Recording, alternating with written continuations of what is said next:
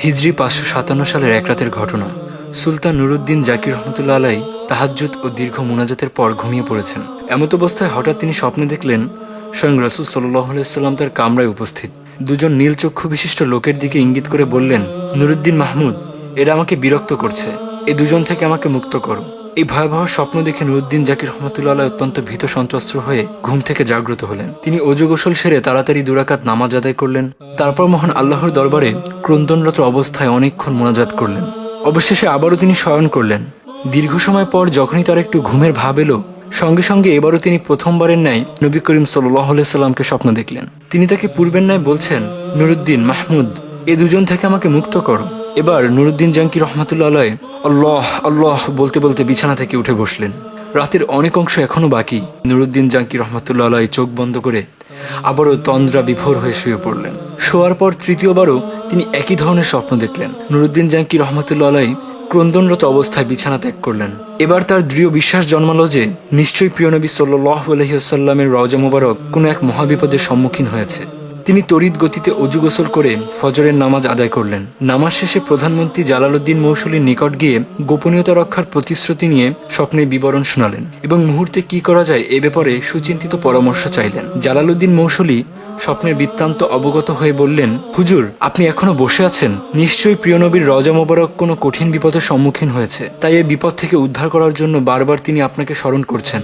অতঃপর আমার পরামর্শ হলো, সময় নষ্ট না করে অতি সত্বর মদিনার পথে অগ্রসর হন। নুরুদ্দিন জাকির রহমতুল্লাহ আলাই আর কাল বিলম্ব করলেন না। তিনি 16,000 দ্রুতগামী অশ্বারোহী সৈন্য এবং বিপুল ধন সম্পদ নিয়ে বাগদাদ থেকে মদিনা অভিমুখে রওনা হলেন। রাত দিন সফর করে 17তম দিনে মদিনা শরীফে পৌঁছালেন এবং সৈন্যবাহিনী সহ গোসল ও অজু সেরে 2 রাকাত নফল নামাজ আনতে দীর্ঘ সময় ধরে মোনাজাত করলেন। এরপর সৈন্যবাহিনী দ্বারা মদিনা ঘেরাও করে ফেললেন এবং সঙ্গে সঙ্গে আদেশ জারি করে দিলেন যে বাইরের লোক মদিনা আসতে পারবে, কিন্তু সাবধান, মদিনা থেকে কোনো লোক বাইরে যেতে পারবে না। নুরুদ্দিন জাকির রহমতুল্লাহ আলাই জুম্মার খুতবা দান করলেন এবং ঘোষণা দিলেন, আমি মদিনাবাসীকে দাওয়াত দিয়ে একবেলা খানা খাওয়াতে চাই, সকলেই যেন এই দাওয়াতে অংশগ্রহণ করে।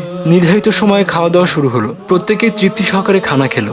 সুলতান জিজ্ঞাসা করলেন, আরো কি অবশিষ্ট আছে কি? এক ব্যক্তি হঠাৎ করে বলে উঠল, হুজুর, আমার জানা মতে 2জন লোক সম্ভবত এখনো বাকি আছে, যারা আল্লাহওয়ালা বুজুর্গ মানুষ, জীবনে কখনো কারো কাছে হাদিয়া তোহফা গ্রহণ করেন না, এমনকি কারো দাওয়াতেও শরিক হন না। লোকটির বক্তব্য শুনে সুলতানের চেহারায় একটি বিদ্যুৎ চমক খেলে গেল। তিনি কাল বিলম্ব না করে কয়েকজন লোক সহকারে ওই লোক দুটোর আবাসস্থলে উপস্থিত হলেন। তিনি দেখলেন এ তো সেই 2জন যাদেরকে স্বপ্নে দেখানো হয়েছিল। তাদেরকে দেখে সুলতানের 2 চোখ রক্তবর্ণ ধারণ করলো। তিনি জিজ্ঞাসা করলেন, কে তোমরা?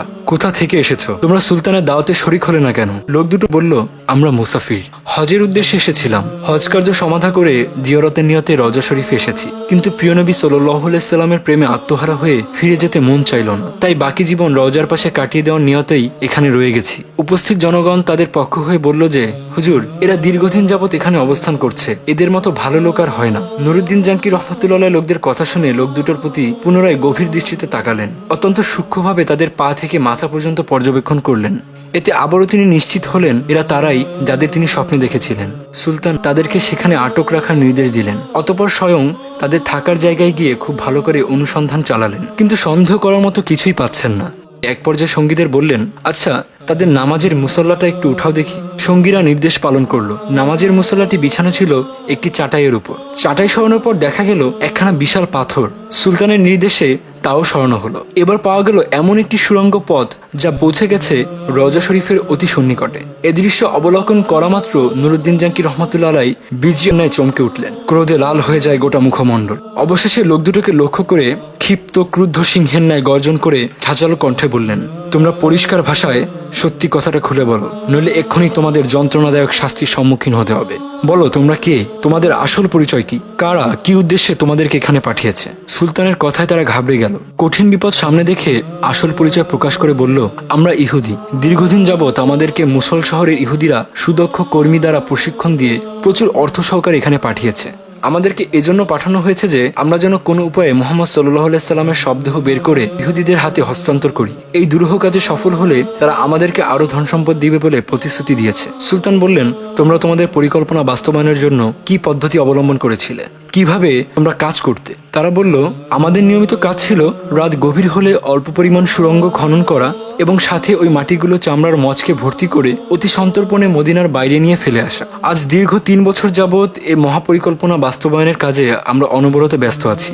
যে সময় আমরা রওজা মোবারকের নিকট পৌঁছে গেলাম এবং সিদ্ধান্ত গ্রহণ করলাম যে 1 সপ্তাহের মধ্যে বিশ্বনবীর লাশ বের করে নিয়ে যাব, ঠিক সে সময় ধরে আমাদের মনে হলো আকাশ যেন ভেঙে টুকরো টুকরো হয়ে যাচ্ছে, জমিন যেন প্রচন্ড ভূমিকম্পে থরথর করে কাঁপছে, যেন সমগ্র পৃথিবী জুড়ে মহাপ্রলয় সংঘটিত হচ্ছে।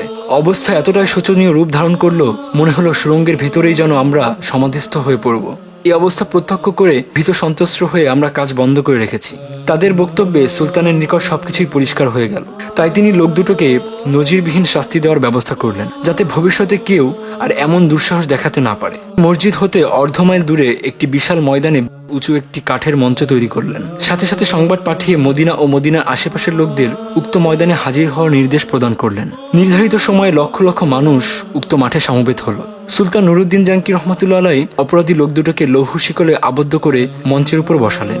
তারপর বিশাল জনসমুদ্রের মাঝে তাদের হীন চক্রান্ত এবং ঘৃণ তৎপরতার কথা উল্লেখ করলেন। তিনি লোকদেরকে বিপুল পরিমাণ লাঠি সংগ্রহের নির্দেশ দিলেন। তারপর লক্ষ জনতার সামনে সেই ইহুদি দুটোকে মঞ্চের নিম্নভাগে আগুন লাগিয়ে পুড়ে ভস্ম করে ফেললেন। অতঃপর তিনি বিপুল পরিমাণ অর্থ ব্যয় করে 1000 মণ সীসা গলিয়ে রওজা শরীফের চতুর্পাশে মজবুত প্রাচীর নির্মাণ করে দেন, যেন ভবিষ্যতে আর কেউ প্রিয় নবীজির কবর পর্যন্ত পৌঁছাতে সক্ষম না হয়। তারপর তিনি কায়াম্ন বাক্যে আল্লাহ পাকের শুকরিয়া আদায় করলেন এবং তাকে যে এত বড় খেদমতের জন্য কবুল করা হলো সেজন্য সপ্তাহকাল ব্যাপী আনন্দশ্রু বিসর্জন দিলেন। ইতিহাস থেকে অবগত হওয়া যায় যে নুরুদ্দিন জাঙ্গি রহমতুল্লাহ আলাই ইন্তেকাল করলে ওসিয়ত মোতাবেক তার লাশকে রাসূল সাল্লাল্লাহু আলাইহি ওয়াসাল্লামের রওজা মোবারকের অতি নিকটে দাফন করা হয়।